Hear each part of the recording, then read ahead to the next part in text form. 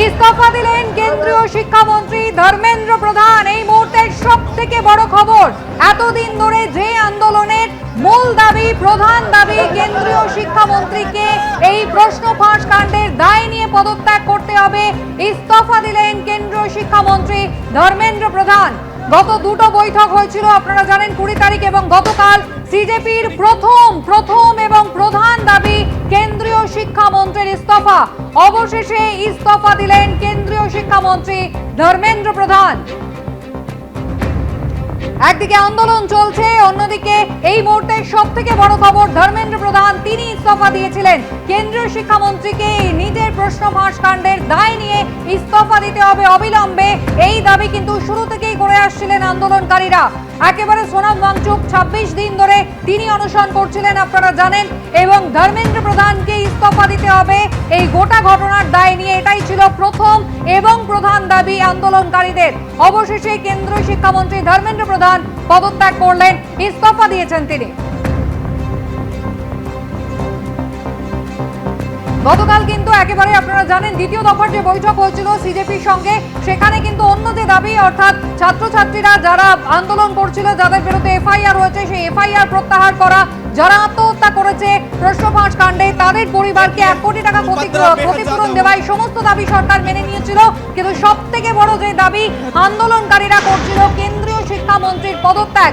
কিছুটা সময় চেয়েছিল কেন্দ্র সরকার, প্রায় 24 ঘন্টা আগে হয়েছিল বৈঠক, এবং এই মুহূর্তের সব থেকে বড় খবর, কেন্দ্রীয় শিক্ষামন্ত্রী ধর্মেন্দ্র প্রধান ইস্তফা দিলেন তিনি।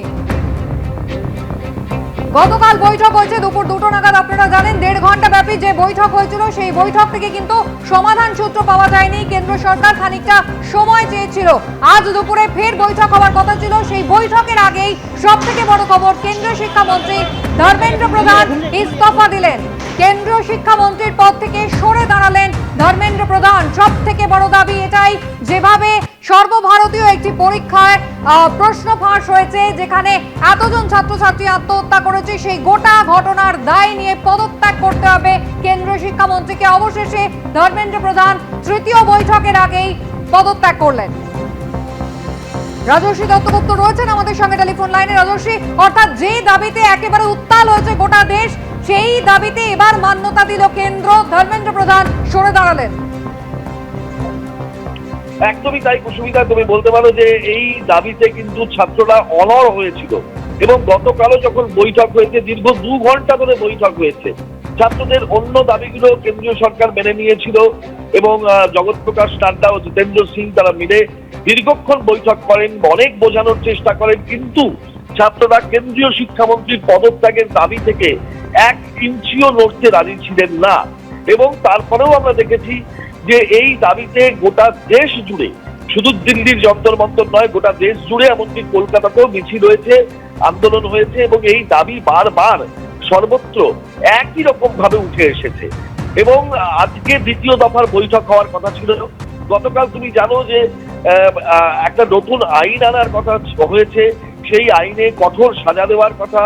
সমস্ত রকম ভাবে কেন্দ্রীয় সরকার তাদের তরফ থেকে চেষ্টা করেছে ছাত্রছাত্রীদের বোঝানোর যে তারা যে চাইছে পরীক্ষা পদ্ধতি স্বচ্ছ হওয়া, এবং পরীক্ষা পদ্ধতিতে যারা জড়িত ছিল এই প্রশ্ন লিকের ঘটনায় তাদের শাস্তি হওয়া, এই সমস্তগুলো সরকার অ্যাড্রেস করছে। কিন্তু কেন্দ্রীয় শিক্ষামন্ত্রীর পদত্যাগের দাবিটা কোনোভাবেই সরকার মানছিল না।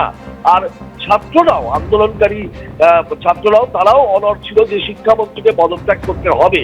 এই যে একটা অনড় অবস্থান, এই যে একটা অচলাবস্থা, এবং সমাধান সূত্র কিছুতেই মিলছে না, এই দাবি যতক্ষণ না মানা হবে, সেই জায়গাটা একটা ডেডলক সিচুয়েশন।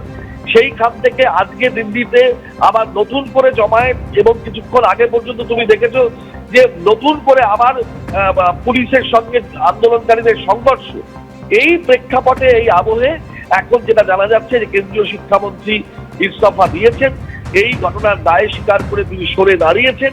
এবং এইটা খবর প্রকাশ্যে আসার পরে এখন দেখার বিষয় যে দাবিতে এই আন্দোলন এত তীব্র থেকে তীব্রতর জায়গায় গিয়ে পৌঁছেছে, এবং দেশ জুড়ে একটা আন্দোলনের রেশ সমস্ত জায়গায় ছড়িয়ে পড়েছে।